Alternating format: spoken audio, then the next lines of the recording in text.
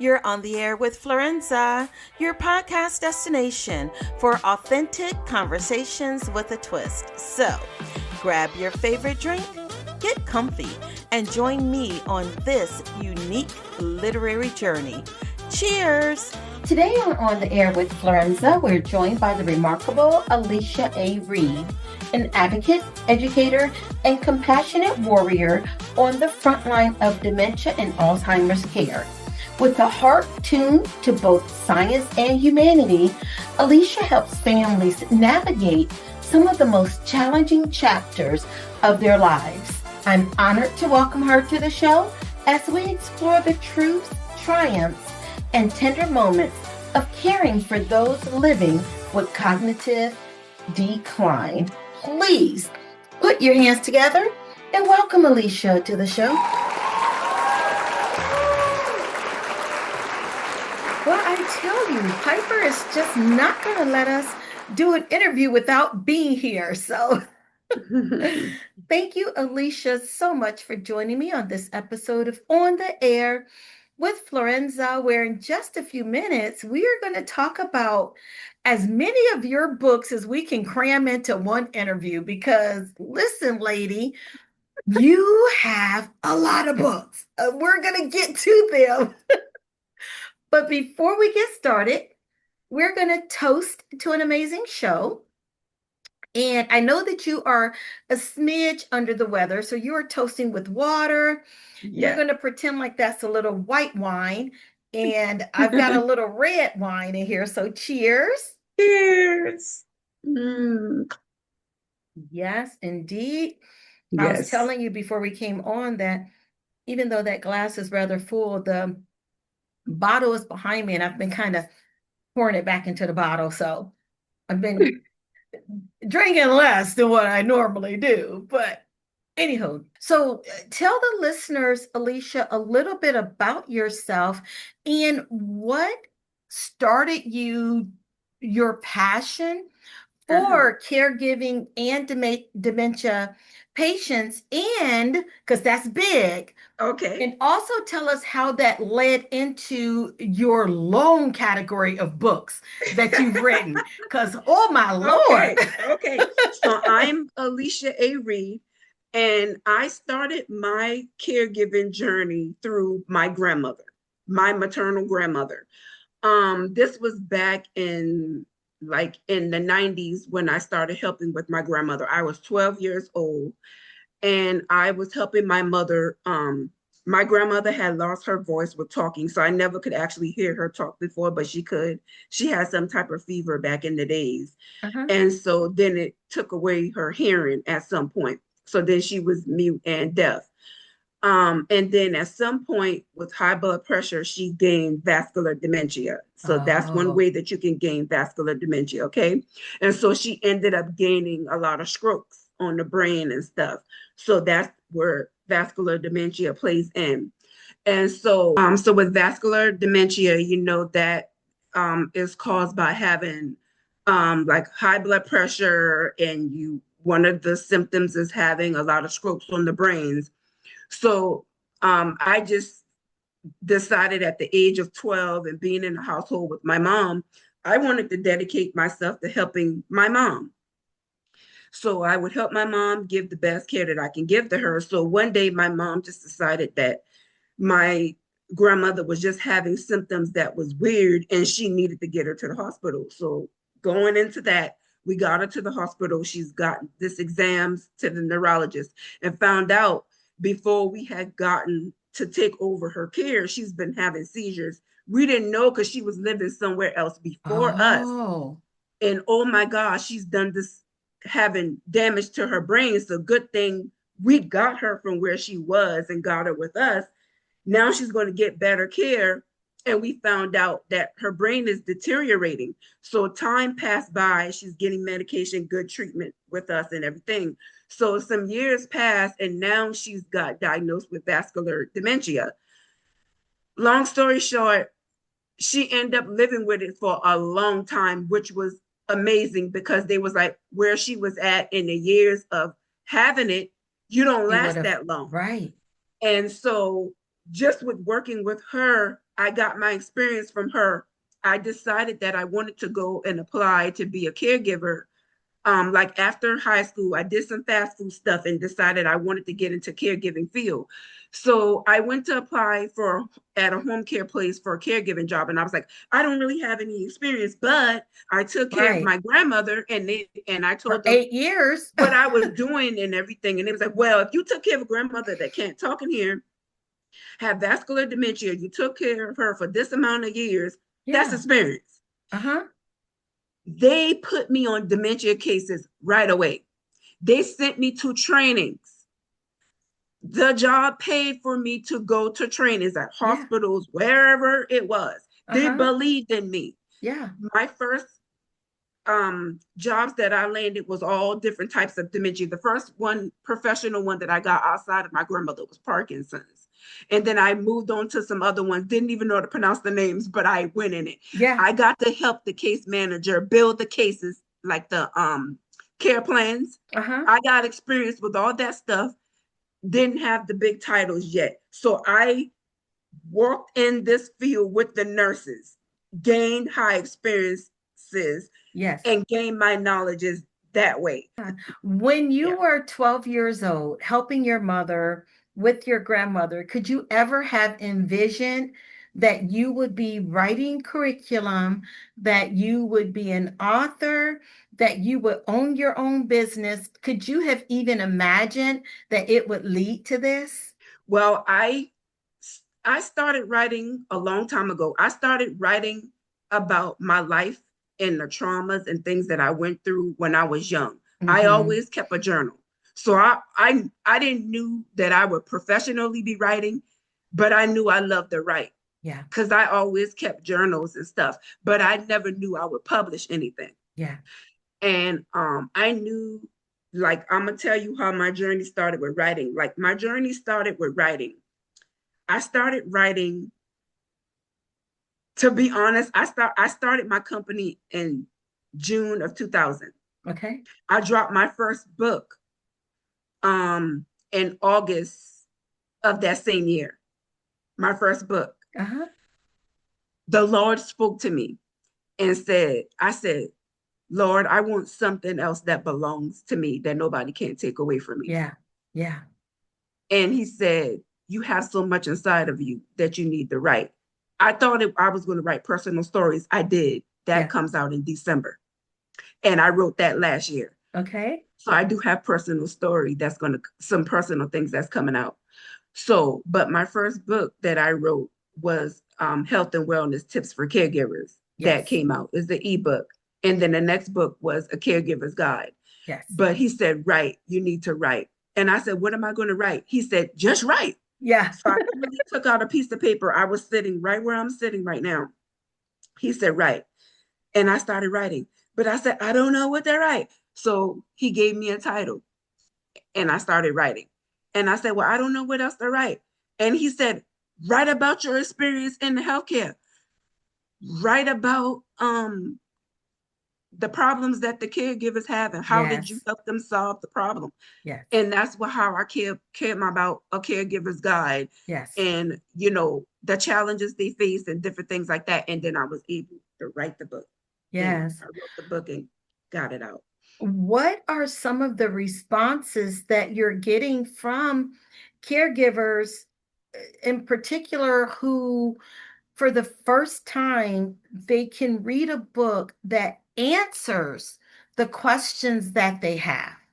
So the reviews that I've gotten, oh my gosh, I wish I had seen this book years ago when I Yeah. was taking care of mom or my aunt or whoever, because I really had needed this back then. Yeah. So people still buy the book, even though the loved one might have passed on or whoever Yeah. they was taking care of, they might Yeah. not be the caregiver of them even anymore. They Hmm. still felt a need to buy it Yeah. because they still wanted the knowledge, or somebody else they know is now in the place that they Yes. used to be in. Hmm. So they bought the book for that person or told the person, you need to get this book. I have friends today was like, um, I used to be a caregiver of somebody, but because you're my friend, I'm still buying this book to Yeah. support you Yeah. because this is valuable. you know what you're talking about. I'm buying this book to support you. And now I can promote it to tell other people, you need to support with this. You need to have this book. So I'm grateful to have I'm grateful to have, you know, that people support. to support me on that. You know, and with me recently finally getting my journal that Yes, we're going to talk about the journal. Start promoting it. I didn't promote that one yet, but I just got a new journal that I got out, a Dementia Daily Journal out. Yeah. Yeah. Now tell us about the journal and what is it that the reader can expect to learn or gain from having the journal? They can, with that journal, I didn't get any copies. Yeah, I'm waiting on my copies to come in, so I can't literally show that yet right now. But that is called a Dementia Daily Journal, and with that, it's just for you to be able to track your daily life process, progress, your medications, tell about yourself a little bit, your little story, so you can remember who you are. Because sometime in dementia, depending on where your mind is, what stage you're in, sometimes you might can forget who you are because your mindset is changing. So, oh, this is me. Yeah. And just things you can remember about yourself. Oh, I like ice cream, or, things you can have about yourself and about your family when you open up that book. Oh, this is my life. The greatest things I remember about myself. Because in dementia, sometimes you have those that have dementia, they forget their children and stuff. That's a sad thing, but you can have those things you really cherish right there in the front of that book. I wanted to make sure they can have that memory right in the front of that book when they open that. So that's one reason I made my own dementia journal. They can have that right in the front of that book, the first couple of pages. And then when you open it, it says my story when you open up the front of the book, and you can have your little story in the front of the book. And then you go through it and you start tracking your medications and the things you need to know about yourself, case of emergency, and tracking your medications and your daily routine. What do you normally do in your daily routine in case that person forgets? And now somebody's taking care of them. Oh, this person can't tell me anymore, but I can go in this book and see, oh, this is how I take care of them. This is what I need to do with this person. So I have, it's something someone could go in and look at, or they can start trying to help themselves or their caregiver. Oh, I can participate in my care. I'm checking this off. I drank this many cups of water or tea or whatever that they can't have anymore, whatever they need to do. It's a nice little tracker. It was just my little thought that I wanted to have to create for somebody. So that's what that Dementia Daily Journal is. And then at the end, of course, it has a little bit about me in the back, and how they can order all the rest of my dementia books to help the family out. Hey, I'm a dementia person that write books. You got dementia issues. Hey, stack up on all those dementia books. I think it made sense for them to be able to find me, Right. Yeah. Now, with the journal, is that something that the family, the caregiver, can fill out at the same time with the individual, or is it geared strictly for the patient to fill it out? This one is just for the client. Okay. The client. For the one that's for the caregiver is the one that's for the caregiver is the other journal, the Memories of Surviving. Yeah. The Memories of Surviving. Okay. This is the one that's for the caregiver. Okay, perfect. Yeah, that's There's a quote that you said that I just absolutely love. You've spoken about the importance of recognizing their reality instead of fighting it. Can you share an anecdote that changed how you view that reality shift? I just always like to say, your reality is not their reality. That's what I like to say. Your reality is not their reality at some point. And that comes from my shattered illusions. Yeah. Yeah. Yeah. Talk to us about why that is so important. And because as the caregivers, that first thought is, no, I need to change what they're thinking so that I can Right. help them. But in essence, it's not helping, is it? No, that's not going to work because when someone has dementia, their mindset is changing. Yeah. So their thoughts is their thoughts, you Mm-hmm. know. And we Mm-hmm. already have our own personality, so their personality is changing. And so they're going to have their beliefs. And Yeah. so that's where Shattered Illusions, that's why I created Shattered Illusions, because um that character Lucinda, she was fighting um reality versus delusion. That's Yeah. why I created that book, to show how she was traveling in her mind. And it was explaining the story, what was reality to her at some point and what was delusion to her at some point. So that's why I created that story. And at some point, Bernie, her husband, and everybody else had to let her reality be her reality. And when he started understanding what dementia was all about, and seeking therapy and help and understanding what her disability was, he started to let her be her, Yeah. supporting her and let her be her. And, he was able to support her in what she was going through. So he didn't get burnt out in the mind, and be supportive of her. And once he was able to um, step back, first you can correct them when you know that what they're saying is really not right, because you're supposed to approach it. But then when you see that they're just not letting up on what you're saying to them, you Right. gotta kind of approach it to, okay, I just have to let this go. Or either you can redirect them, or just change the subject off of what they're Right. speaking about, and try to either rephrase it or just go another direction from what they're talking about. Just let it be, Yeah. just let it be and move on. Yeah. I want to Mhm. talk a little bit about your book, Herbal Healing for the Mind. Oh Yes. my gosh, everybody should have a copy of that book. Yes. Talk to us about what prompted you to write that book. Yeah, this is Herbal Healing for Your Mind. So this book, it was I made this book for educational purposes.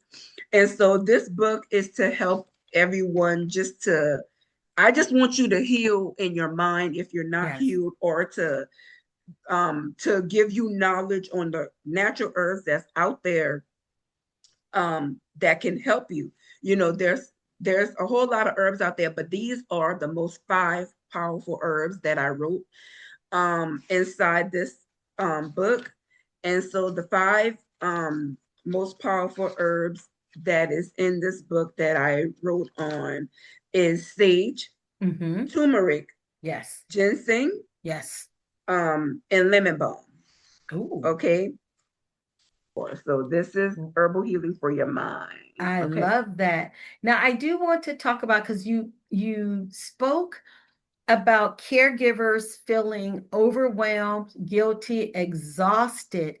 In Right. your experience training caregivers, what is the most underrated self-care step that makes the biggest difference for them, and how do you help them to implement it? I'll say the biggest underrated healthcare step would be just showing up for yourself. Oh, yeah. Showing up for yourself is the big one. Mhm. Just showing up for yourself, just giving more care for yourself, Mhm. making more time for yourself, which I Mhm. still need to do. Yeah. I don't even pamper myself anymore, to be honest. I don't know when the last I've been to a spa, which I need to do. I really Yes, need you to do that. do. I need to get to the spa. I need to. What can I do to really get the most relaxation, Yeah. so that I know that I'm not about to reach a burnout state? Yeah. So I believe every caregiver needs to take time to think that over. What can I do to make sure that I don't reach a burnout state? Is Yeah. there anything I can do or put on my list that can help me to not reach the burnout state and make time um, to make that happen? Mhm. Mhm. Yeah. Where do you see, looking forward, where do you see the field of dementia education and caregiving heading in the next 5 to 10 years? And what role do you hope your training, your books, your voice will play in shaping that future? I will say a bigger online presence, being Okay. because the caregivers have to work so much and many of them want to, to make more money. So they won't really have the time to go Yeah. physically sit somewhere in the webinar. So they're going to need to be able to make their own time to say, hey, I got time to sit down and get online and Yeah. look at a little session right now, or Hmm. I got a lunch break where I can get online and do a little session real quick or watch a little video here Yeah. and there. And that's what made me also want to go and make my company be online. Yeah. So I With know your that I'll be YouTube able to reach channel. the people. Yeah, yeah. I still can go teach live and seminars and webinars where I can get to people when I can, but I want to make sure my company ain't missing nobody. So Right. let me have it online as well. So the online presence. And then with me having my written resources, people still have access. Yeah. It could be mailed out. They could go online and be able to see the ebooks if they want to have it in their hands, because people still Hmm. like physical copies. They can have it. It can be an option for them to have the books in their hands, because some people, when I go to the facilities, I still have some people like the elderly. Oh, the online ain't for me. Yeah. I just still like the old way. I like to read. So hey, the books, they say I just want the books. They told me Right. that. I just want the books. I just like the handouts or articles. So that's why I still have handouts. I still have, Hmm. when I do my workshops that people pay for my events, my virtual events, I still have handouts that's attached to that, because there's some that still like the handouts. I still have my books because the elderlies and their families that's older, they're not into the techie stuff. They Right. they still prefer the books. So there's Hmm. something for everybody to still learn off. Yeah. Yeah. What are you working on next other than giving yourself a chance to catch your breath? So like I said, I already have two Christmas books that I have finished last year. I have two books that I finished last year. They're going to drop this December. Okay. So they can look for those two Christmas books that are going to be coming out. Um, so those two books will be coming out in December Okay. um, of this year. I have another book that's going to be coming out in December. It's called Urban Temptation. That's not a dementia book at all. That's just Okay. that's a romance book, but it's still under my authorship. So that's some books to be looking out. And then I'm working on a anthology book that I'm hoping to be able to release sometime in the fall of next Okay. year. That'll be a caregiving collaboration that I would like to do and have released in August of next year. And then, so under my dementia company, every first and third Wednesday of the month, I have a dementia virtual workshop that I host at 7 p.m. Eastern Standard Time. The replay is always available for those that have purchased. The replay, it automatically goes out. And then I do put it up live on the website for a short amount of time for Okay. those who would like to go and purchase it, but who don't want to be live. So you can Right. ask your questions live. And sometimes I have special speaker guests that come on. You just have to be paying attention to see Yeah. what's coming out. Right now, there's one that's going to be November the 5th. If you check the website, you'll see that is up. November the 5th is Grief and Anticipatory Loss and Dementia Care, November the 5th at 7 p.m. Eastern Standard Time. That's going to be um, live at 7 p.m. Eastern Standard Time. So there Okay. is a fee. There's a small fee. It's $25 to be a part of it. But why not? And Yeah. then there's resources that's attached to it. So hey, it's worth it, and you Yeah. get to ask questions live. So those are things like that that is happening for right now. But just also following the company, you know other things that's going on in the dementia world. If you need special services, resources, you reach out, can make it Yeah. happen. Yeah. Yes, wonderful. And I have your Linktree website as well. They can go to Linktree, Alicia Peace of Mind. So I will make sure that everyone has that. Normally, for this part of the show, I always ask like 3 or 4 fun questions, but because this subject is so vitally important, I would love if you could take just maybe 2 or 3 minutes and talk to maybe someone that's a caregiver and they may just feel like they're at the end of their rope. They don't know if they're doing the right thing, or someone who thinks that they want to take care of their loved one. They want to be important in that role, but feel like they just don't have what it takes. Can you take just a few minutes to talk to the listener right now on either one of those, or maybe it's something on your heart that you want to Yeah. speak to the listeners about? If you want to take care of a loved one, but you're not sure, you just have to go with your heart. If your heart is telling you to take care of that loved one, take care of that loved one, Mhm. because your true feelings lies within. If your heart is telling you to take care of that loved one, you go for it, and you do the best that you can to take care of that loved one. Um, and you just go and you find the resources you need to help you Right. get through. If it you have um, the loved one that has dementia and you need support as far as needing the education, Serenity is here for you. Just reach out to my company, just go to the website and reach out to the company by email, or follow the Facebook and just reach out. And I can support you in any way possible. If you need like financial services, there's respite and so forth. I can talk to you and lead you where to go. Yeah.